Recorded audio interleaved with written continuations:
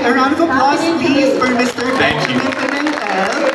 He flew all the way from the US just to be here with us today, diba? Sir, I have a few questions for you. Let's have a seat. Overcome reading challenges and differentiated So who here has read the book? Show of hands. Don't miss this Okay. chance to learn Ako nandito pala ang historia, Mr. Xiao Chua. Hello sir, thank you for joining us. So sir, it's a very powerful book with hard-hitting truths.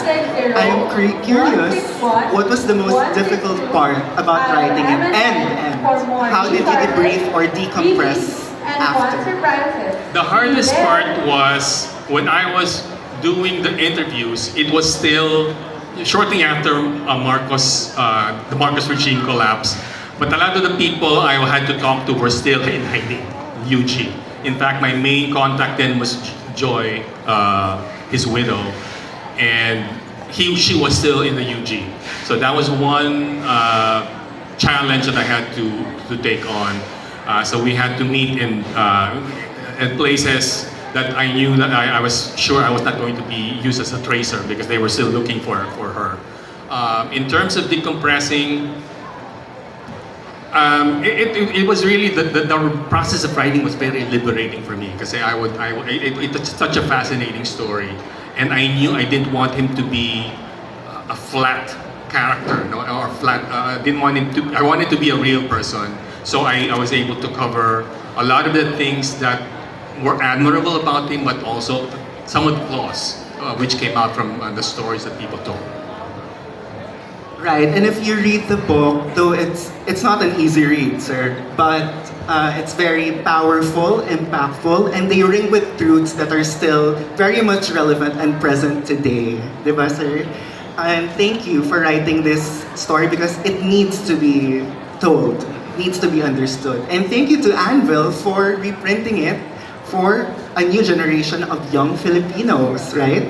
And speaking of young Filipinos, sir, what do you hope for your readers, both old and new, to take away after reading the book? What's the main message or key takeaway that you would like them to have? You know, it was the timing of this new edition was also actually very ideal because I think we started talking about it early this year when there was a new change. There was a change in America. I mean, you probably all heard about it. And in many ways, this became more relevant, not just for Filipinos, I think, but even for Filipinos in the US and for Americans in general. You've heard the change in the new administration, and Elon Musk, you probably heard about him, the richest man in the world, an ally of the new president, is known for saying the problem with Western civilization, the main weakness of Western civilization is empathy. He's famous for saying that, for declaring that, and it's in a way them saying the problem with Americans and the Europeans and even for all the civilizations in the world right now is people care too much, about minorities, about people of different gender orientation, people who are marginalized. Parang bakit na kayo makikialam? Just focus on getting rich, focus on getting power, and you are seeing that, in the way that the politics in the U.S. is evolving now. And Edjop's story, Edjop's journey is the exact opposite of that. It's about empathy. It's about something that you would expect in the youth. Pasoy na yung sinasabing the youth is ang kinabukasan or ang pag-asa ng bayan. Pero it's true. I mean, if you read this book and when I was writing it, it's about a young man who had everything but decided to give it up for a cause. Because and this is one thing, it's a movie, and one thing Elijah was really effective. That scene where there were two barrios in the 70s which was burned down in the Ilocos, and the Ateneo students went there to help out. And I know from talking, the interviews I did, that had a real impact on Edjop. You know, yung pagdating nila doon, lumapit sa kanila yung mga magsasaka, niyakap siya, and umiiyak. And you know, people who become involved politically, they can talk about, you know, political theory and all of that. In many ways, those experiences are more compelling and stronger. No? So, at the same time, Edjop was attacked by the radicals, and this is sort of the big irony here. Now, he was attacked by the radicals, but then he ended up joining them and leading them. So he was able to navigate differences. He was able to go beyond the insults that he received, and still be able to lead this organization at a time when it was really difficult. I mean, I don't know, people here who lived through martial law. After it was declared in September 1972, people were really afraid. Talagang tumahimik lahat, natakot ang mga tao. And a lot of people have actually observed that Edjop joined this movement at the worst possible time. Kasi lahat nagtatago, lahat sila natatakot, but he pursued this cause for liberating the country. That's really powerful, and you will see that theme both in the book and in the movie. The main takeaway that Sir Benjamin Pimentel would like all of his readers to have a little bit more empathy. Empathy for others, empathy for your country, empathy for the world. Empathy, empathy, empathy. Which brings me, sir, oh sorry, you'd like to add something? Okay. I guess I also want to stress, it's also about empathy, and it's also about how the process of being part of change is difficult. I mean, like I said, I wrote one version of his story, discovered that I had written a very incomplete and very misleading version of the story, and had to ask Anvil if I could do it again. And because there was a lot of criticisms about the movement he led was also flawed, and that sort of underscores the importance of his story, because you know you commit to becoming part of the fight for change, but it's not easy. And siguro for young people today, it's very important for you to know that. I mean, a lot of you have probably heard of the anti-woke campaign or the sentiment in the U.S. And that's very important to know, because it's a time when a lot of our beliefs are being challenged, especially in America.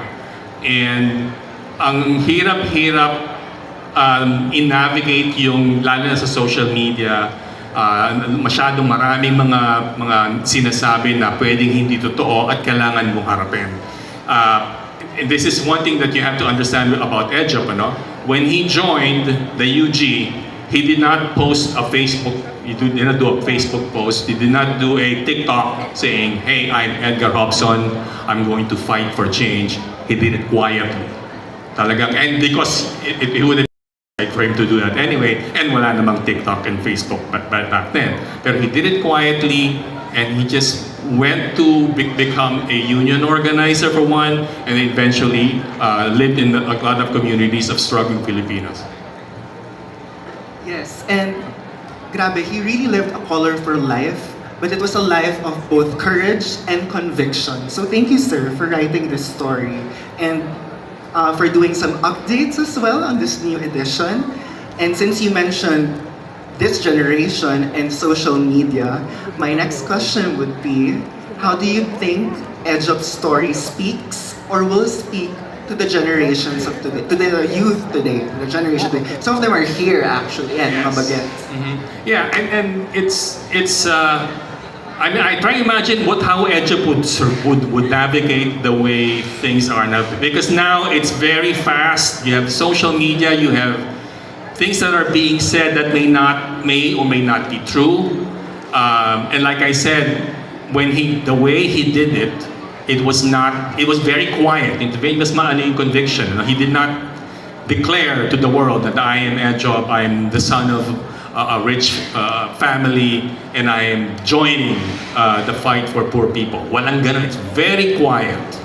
And I guess it's hard to imagine how to do that in this situation. I personally have pulled back from social media.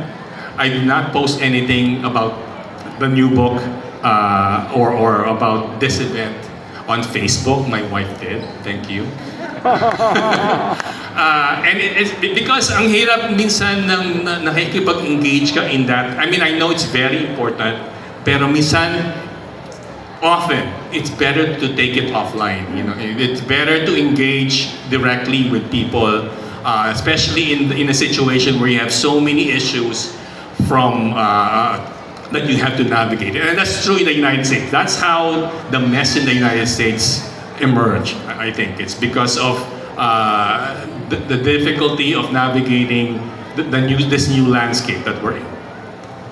So mga bagets, mga bata, and to everyone listening to us, Edjop's story is not only quote-unquote relevant in the past. He's not only known for his quote-unquote past relevance, but his story should also be known by us today and the generations that will come after us, because he is still socially relevant. In fact, I know one big issue now is the corruption scandal related to the flood control projects. Now, just to let you know, back in the 60s, Edjop, one of the first actions that Edjop led was a protest outside the house of a very rich Manila family, because they were holding a wedding that was so opulent and ostentatious. They had a fountain of champagne. And it was at a time when there was a lot of poverty. So, kitang-kita nyo, maraming mga parallels, no? Especially in a situation now where you have a lot of corruption, a lot of this, yung mga wealth differences and class differences. And you see people, and you will see young people want to engage, and his story is a good lesson on how to do it. Hindi ka malunod dun sa and it's going to be hard. Hindi ka malunod dun sa ng social media. Take it offline. If you can, you take it offline. Meet directly with people, engage with them. If you have differences and things that you don't understand, engage with them. Not on Twitter or Facebook, but directly with a lot of these people. I think that's one lesson. Hindi sa i-abandon yun na yun, ano? Pero kailangan you be careful about trying to educate yourself and educate others in that kind of a situation, because sometimes it's very confusing. Tama, sir. Minsan talaga mas maganda kung tao sa tao at puso sa puso, di ba? So, sir, that's a really interesting way to connect past and present struggles, because they're still very much present right now. And like what we said earlier, di ba? Edjop's story from past relevance to present resonance. Talagang marami pa rin tayong mga aral na makukuha at matututunan mula sa buhay ni Edjop. Diba, sir? So, since nabanggit niyo naman na po kanina, Cats Out of the Bag, there is an upcoming movie called Edjop the Movie, out soon. So, sir, how did you feel when you learned about the movie and then you found out that your book was used as one of the main references for the movie? I mean, I was very happy, of course. For one thing, I mean, I enjoy it. So I was really happy that it was being done. And it was also, I realized it was an opportunity to have, the book was already out of print.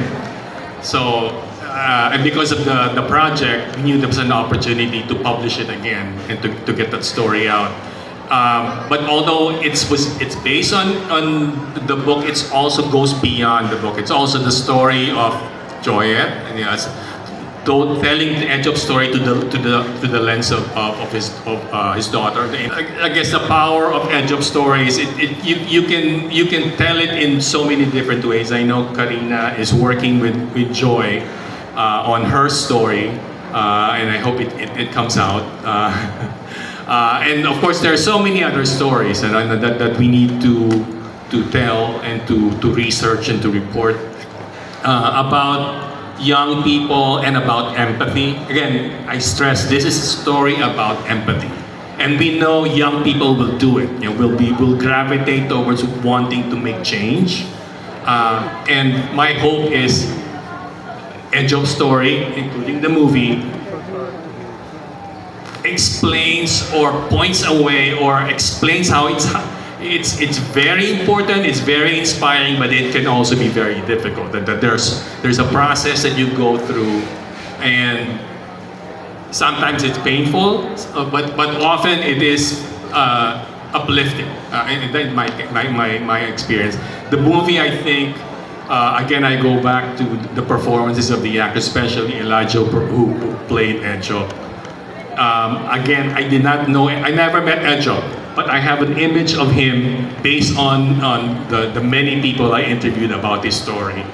And nakita ko doon, there's a performance in Elijah on how he would come alive. You know, he came alive for me, and the movie was able to do that.